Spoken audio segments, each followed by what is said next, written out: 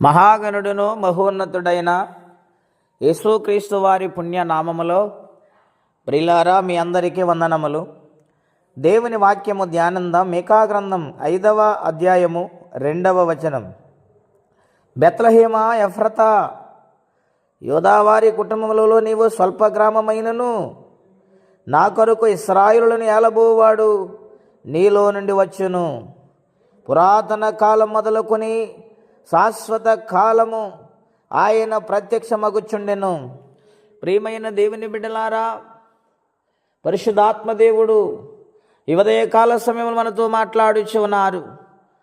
ఆయన రాక ప్రవక్తలు ప్రవచించారు, రాజులు అయిన వారు ప్రవచించారు, పరిశుద్ధులైన వారు ప్రవచించారు. ఇక్కడ మనం చూసినట్లయితే మీకా ప్రవక్త దేవుని ఆత్మ ద్వారా ప్రవచనము చెబుతూ ఉన్నారు.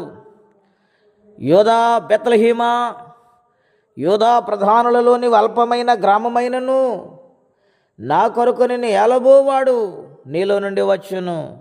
అవును, అల్పమైన వాటిలో నుండి, అల్పమైన గ్రామములో నుండి ఆయన వచ్చి ఉన్నారు.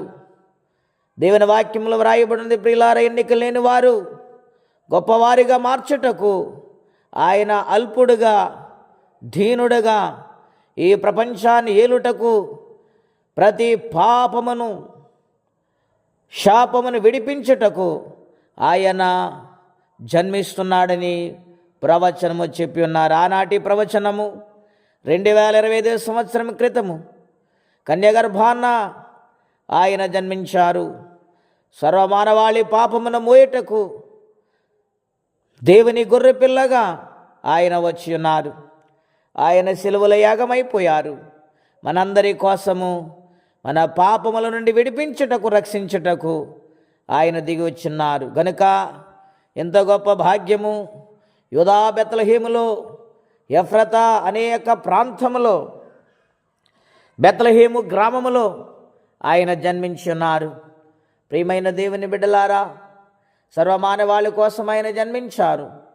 కారణం ఒకటే, మానవుని ఆయన తయారు చేశాడు, ఆయన ఊపిరి ఊదాడు, ఆయన ప్రేమించాడు, ఆయన ఈ లోకానికి మానవుల్ని పంపించాడు. అటువంటి మానవుడు దేవుని మాటను నిర్లక్ష్యము చేసి, చెయ్యొద్దన్నా పని చేసి, తినొద్దన్నా పండు తిని దేవునికి దూరమైపోయి వచ్చాడు.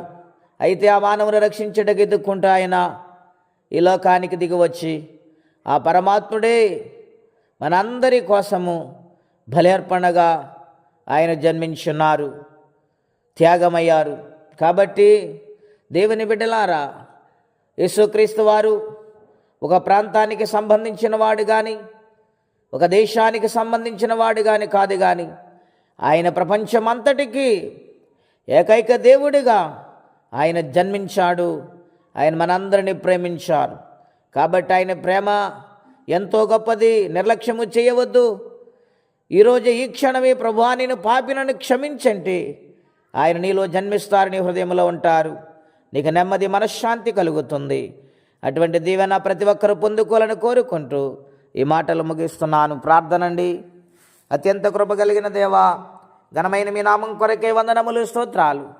యోధా బెత్లెహేమ ఎఫ్రతాలు నాయన, మీరే తండ్రి స్వల్పమైన గ్రామాలైనా నాయన ఆ గ్రామములో నుండి మీరు వచ్చి ఉన్నారు. ప్రభువా, సర్వమానవాళిని ఏలుటకు రాజుగా రాబోతున్నావు. నీ ఘనమైన నామను బట్టి మీకు వందనములు.